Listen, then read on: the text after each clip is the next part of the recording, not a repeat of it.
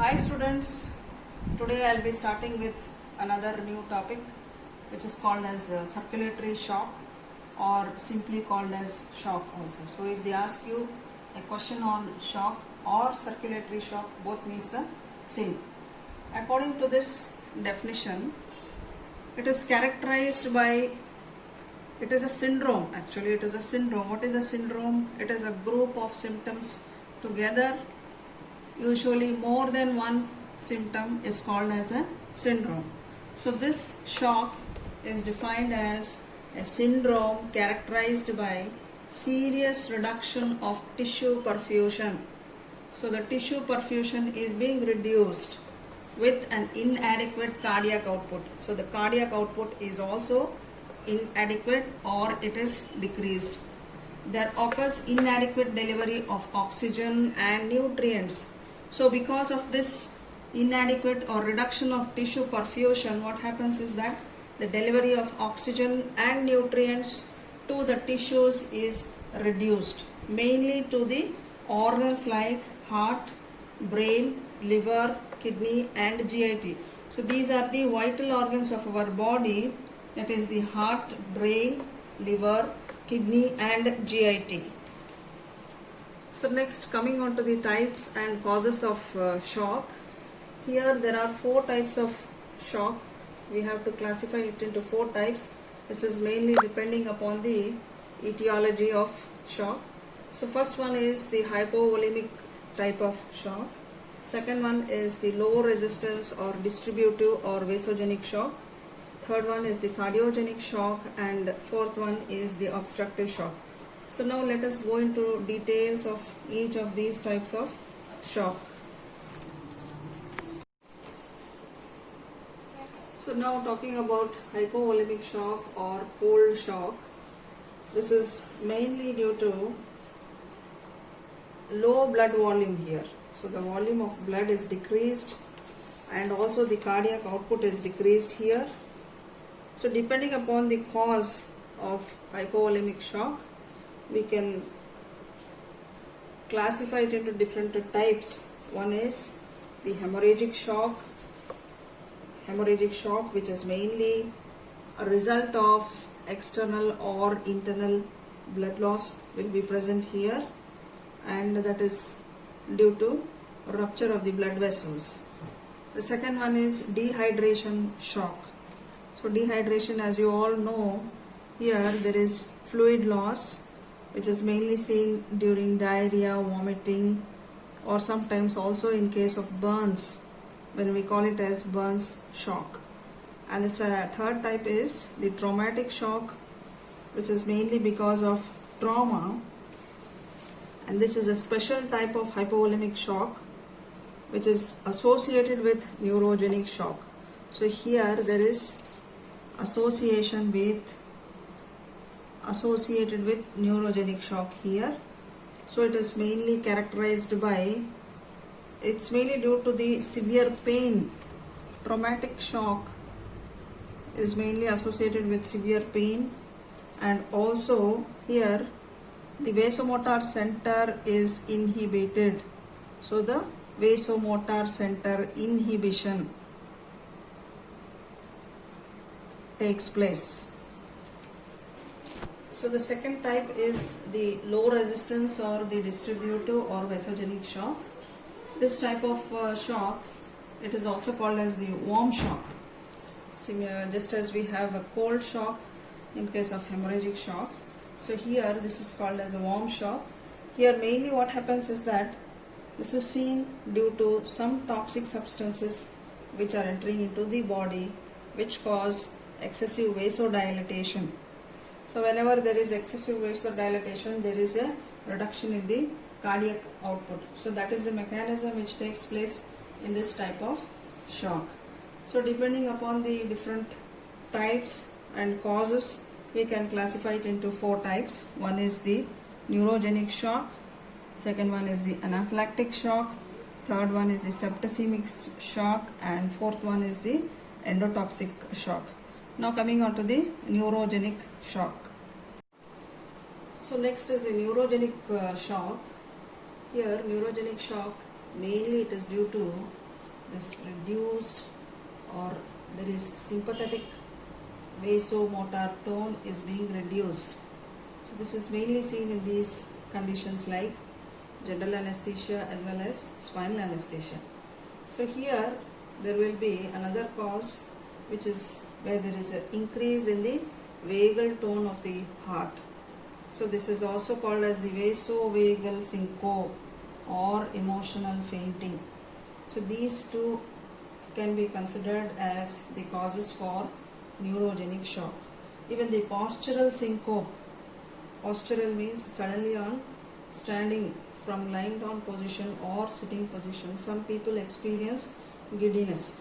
So this also can be included under neurogenic shock. Next, coming on to this anaphylactic shock. So this anaphylactic shock is mainly due to allergic reactions taking place in the body, which are mainly mediated by histamine. This is a chemical substance which is called as histamine or histamine-like substances. So these, what they do is they cause vasodilatation. So these histamine-like substances are responsible for vasodilatation, which decreases or reduces the peripheral resistance, and there is an increase in the capillary permeability, as a result of which fluid loss will be present and hypovolemia. So all these, this is the mechanism by which the shock results. So signs and symptoms of shock I will tell you later. So this is the mechanism wherein anaphylactic shock is involved. Next, coming on to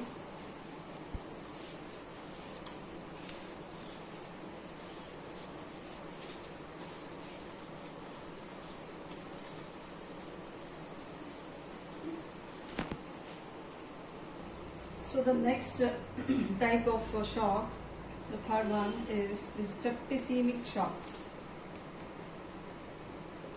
Septicemic shock, mainly septicemic shock.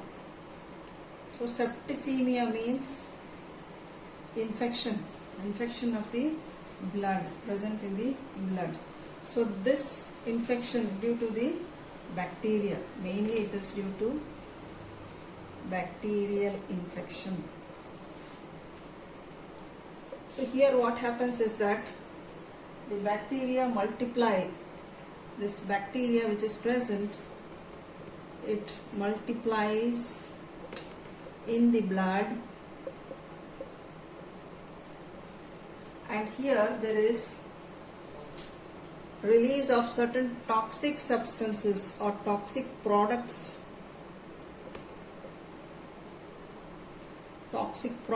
into the blood, which will cause this sort of reaction, which leads to septicemia. So this usually it is seen in certain infective conditions like acute peritonitis.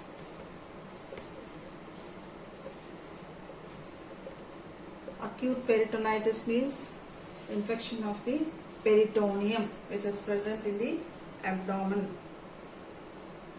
or even in case of puerperal sepsis, that is after delivery. Post delivery, sometimes the person may get infected and may also land into septicemic shock. That is also one of the cause for septicemic shock. So here also the mechanism is the same. So here there is vasodilatation. Vasodilatation will be taking place. So as a result of that, it shows its effect on the peripheral resistance. So there is decrease in the peripheral resistance. So here what happens is that these toxic products which are released by the bacteria causes agglutination of the red blood cells. So there is some sort of clumps being formed in the blood vessels which could cause damage to the blood vessels, which may lead to disseminated intravascular coagulation, that is DIC, disseminated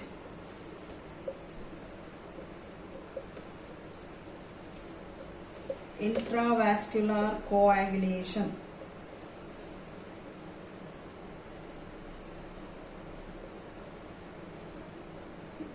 This is a condition which is commonly seen in septicemic type of shock. Next, coming on to endotoxic shock.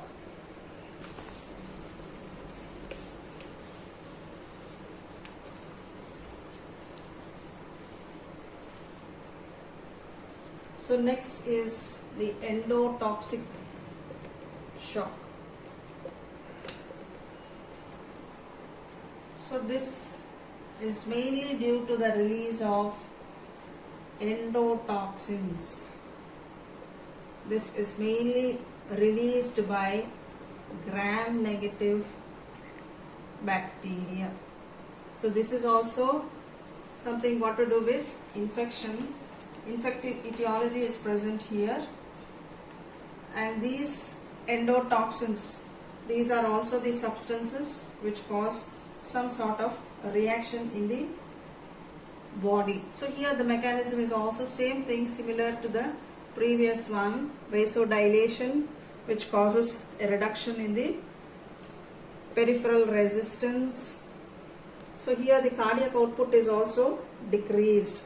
Mainly here the cardia is also involved, or the myocardium is also involved.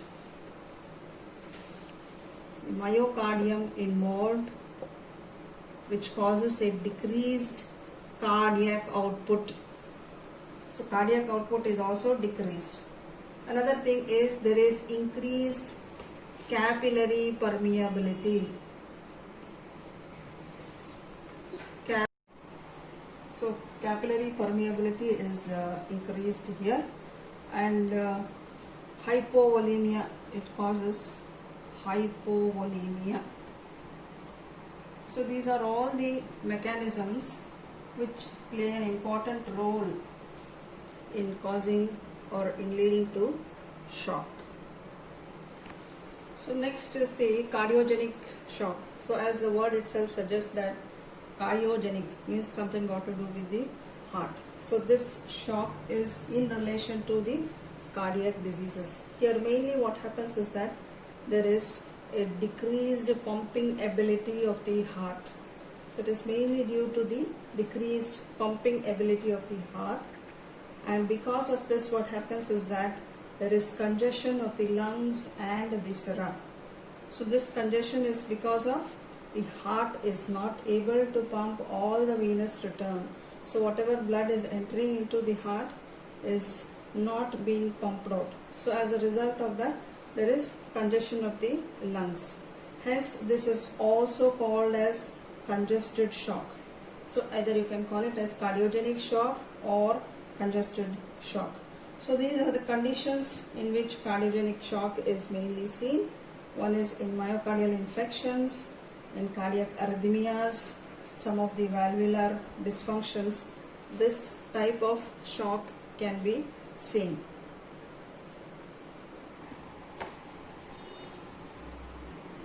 So next type of shock is the obstructive type of shock, and this is the fourth type. This also is linked to cardiac performance. So here also what happens is that there is a decreased, so the fourth type is obstructive shock. So here what happens is that there is decreased ventricular filling of the ventricles during diastole.